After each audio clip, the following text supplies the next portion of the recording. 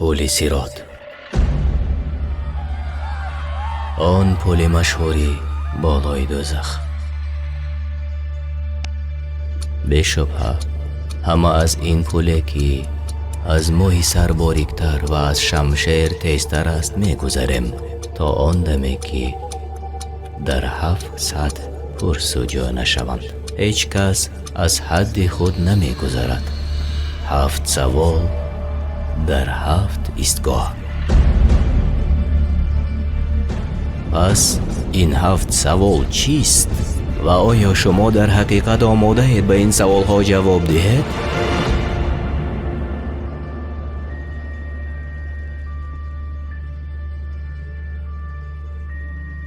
حضرت محمد صلی الله علیه و سلم در حدیث شریف درباره پل صراط چنین گفتند که از روی عمل برای بعضی ها خیلی آسان و برای بعضی ها خیلی دشوار است. جهنم پلی از موی باریکتر و از شمشیر تیزتر دارد.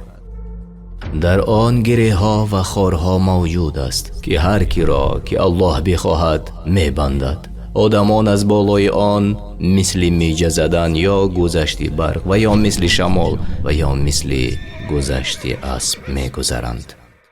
فرشتگان گویند ای پروردگار آرامش بده، ای پروردگار آسایشتگی ده. نفرانی هستند که زنده می مانند، زخمی می شوند و روی به آتش افکنده‌اند. بله، طوری که از حدیث برمی آید مردم موافق مرتبهشان در نزد خداوند پل صراط را عبور می کنند. بعضی ها با سرعت برق می گذرند و بعضی ها خزیده این سفر را به آخر می رسانند، چنان که در قرآن آمده است در صور دمیده شود، یعنی اسرافیل علیه السلام دوبار می وزد. در اول جز آنچه الله می خواهد، هر چیزی که در آسمان ها و زمین است از وحشتش بلرزه آید و قیامت فرا رسد.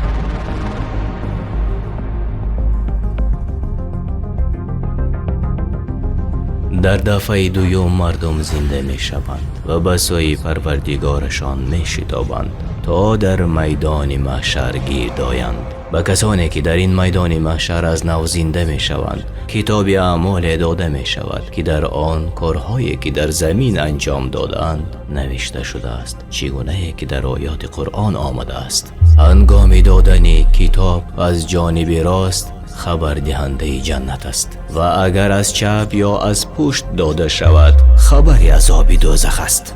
هنگام در روی زمین بودنش فرشتگان کاتب و با نام کرام کاتبین همه چیز را و همه جا را در دفترها ثبت کرده اند. نیکی های کرده اما گناه های صادر کرده امان، این همه در پیش نظرمان است.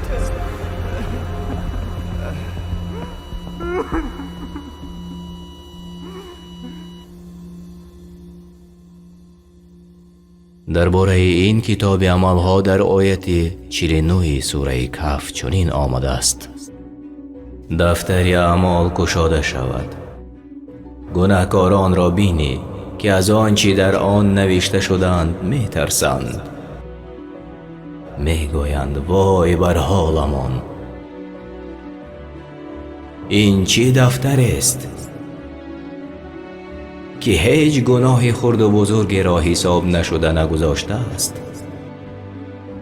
آنگاه عملهای خود را در مقابل خود بیابند و پروردگار تو به هیچ کس ستم نمی کند. بله، در روز محشر دفتر اعمال گشاده شده است. دفتر اعمال را گرفتیم و در آخری سفر هستیم، اما پیش از آن که می رویم یک ایستگاه آخرین وجود دارد. چون این ایستگاه است که از موی باریکتر و از شمشیر تیزتر است. به شک جایی است که همه از آن می گذرند. پل صراط. هیچ کسی نیست که آنجا را عبور نکند. این حکم نهانی پروردگارت است. صراط راهی است که طبق حدیث ها از بالای جهنم می گذرد. همه از آنجا می گذرند. مؤمنان وابسته به عملهای خود بعضی ها تیزتر و بعضی ها سستتر این راه را می گذرند. کافران و گناهکاران از پای افتاده به دوزخ می افتند.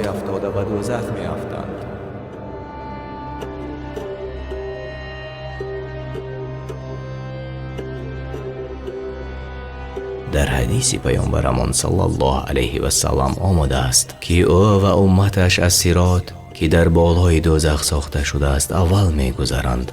گفتند که مردم به شفاعت عملهای نیکشان از آنجا به زودی می گذرند. پس هنگام گذشتن از این پل چه ها پرسیده می شوند؟ در صراط هر کس موافق اعمال خویش در زندگیش به حساب گرفته می شود. چنان که گفته گذاشتیم صراط را در 7 سطح پرسش نکنند کسی نمی تواند از آن بگذرد. 7 سوال در 7 ایستگاه.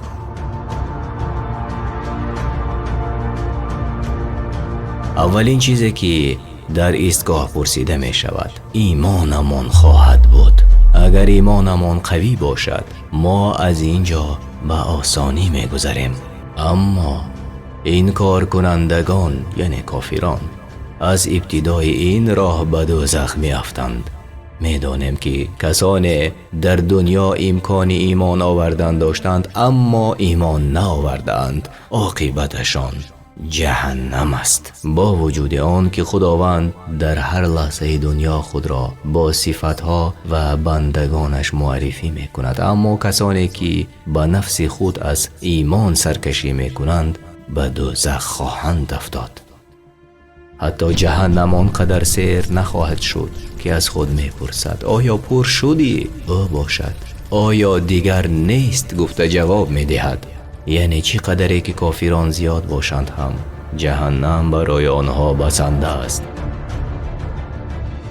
اما نترس، اگر از کسانی باشی که ایمان آورده و کارهای شایسته انجام دادند شاید در یک میشه زدن از آن مصیبت در محشر رهایی یابی. همان طوری که حضرت ابراهیم را به آتش پرتافتند و از آن آتش صحت بیرون آمد. اگر شما در دنیا یگان عملی را که شما را نجات دهد نداشته باشد گرچند که ایمان دارید پس شما حالا هم فرصت دارید. در عکس حال موافق گناه های شما چنگک هایی هست که شما را راحت نمی گذارد. اگر خود را از این چنگک ها نجات داده توانی خوش به حالت، اما اگر نجات داده نتوانی پس آتش دوزخ منتظر فرو بردنی تو می باشد. چنان که در سوره مریم آمده است پس کسانی را که از الله می ترسند نجاتشان می دهیم و ستمکاران را در آنجا به زانو زده می گذاریم.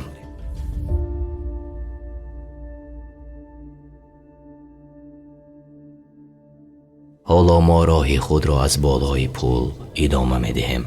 جهنم با تمام ترس و وحشتش در زیر پایمان چشمانمان را گرفته است. کوشش میکنیم نگاه نکرده آن پل را عبور کنیم. به آدمان گرد و اطراف می نگریم. از یک طرف از گناه خود پشیمان شده ها، از طرف دیگر به دوزخ افتاده ها. از یک سو نفرانی که در روی زمین بودند اما برای آخرت کار میکردند که آنها خیلی زود راه را عبور میکنند و یگان مشقت نمیکشند. در چنین حال ما به آن جای می رسیم که سوال دویم می شود. آن چیزی که ما در آنجا روبرو می شویم البته نماز خواهد بود که بزرگترین حقیقت بعد از ایمان است. نماز آن یکی از ستونهای بنای اسلام است. اگر نمازت کامل و خالص باشد حسابت آسان می شود، اما اگر نمازت درست نباشد شما با وضعیت مثل فرو رفتن بینا روبرو می شود. چون که پیامبر صلی الله علیه و سلم گفتند نماز ستون دین است، هر کی آن را ترک کند دین خود را خراب کرده است. اگر نخواهیم که آتش دوزخ به ما برسد باید احتیاط باشیم که نمازمان مثل بینایی که ستونهایش پر قوت است باشد. اگر آتش جهنم را حتی از سوراخ سوزن می دیدیم سرمان را از سجده نمی برداشتیم. اینک پس نمازمان مکمل و نمازمان درست شده است. اگر ثروتی که الله برای ما داده است برای رضایت او صرف نکرده باشیم، از سوار نوبتی خوشنود نخواهیم شد. زیرا از ما میپرسند که داراییت را در کجا صرف کردی و به کیها تقسیم کردی؟ یعنی آیا زکات میدادی؟ بله، این را میپرسند. اینک فکر کنید، با ثروتی که آفریدگار به تو داده است زندگی میکردی و اندیشه میکردی که آن تنها از آن تو است، یا زکات را که الله تعالی فرموده است به صاحبانش بده، اما تو به جایی که به آنها بدهی با خود جمع میکردی. از چنین حال باید به الله پناه ببریم. اگر ما ثروت را در خود نگه داریم، جنت نیز ما را از خود نگه می‌دارد. اگر به رضایت الله مال خود را به دست آورده و خرج کرده باشیم، در ایستگاه دیگر از روزه امان پرسش می‌شویم که چون بر امت‌های پیشین فرض شده بود، بر ما نیز فرض است. اگر خواهی که در این پرسش ای کاش نگوییم باید قضای روزه امان را که در گذشته با بهانه‌های گوناگون نمی گرفتیم به اتمام رسانیم، اکنون به ایستگاه پنجم رسیدیم. در این ایستگاه ما را از سفر حج پرسش می کنند.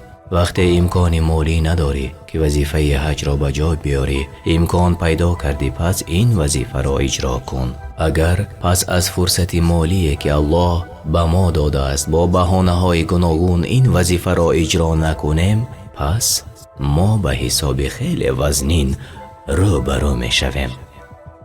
در ایستگاه ششم ما این دفعه به موضوعی رسیدیم که بدون استثناء به همه داخل دارد: حق بنده و صله رحم.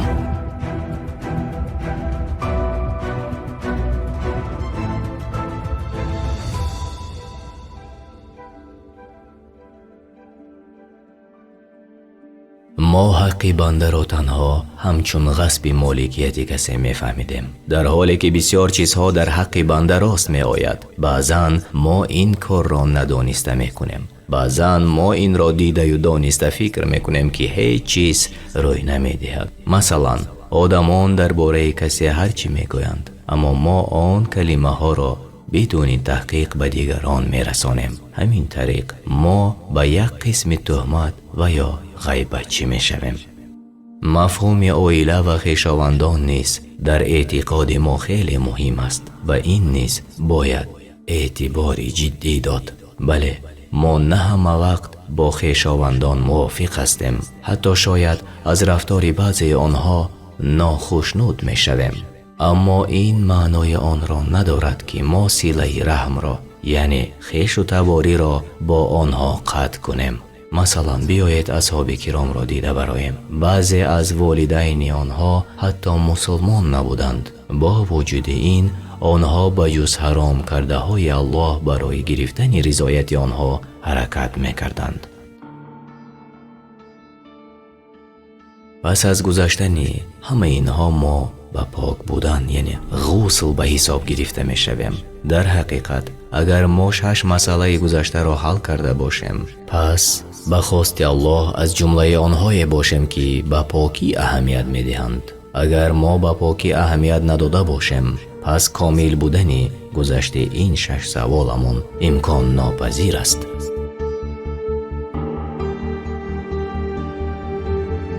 در آخر این همه ایستگاه ها جهنم آنچه را که به او تعلق داشت گرفت و اکنون وقت آن رسیده است که بهشت آنچه را که از آن خودش است بگیرد.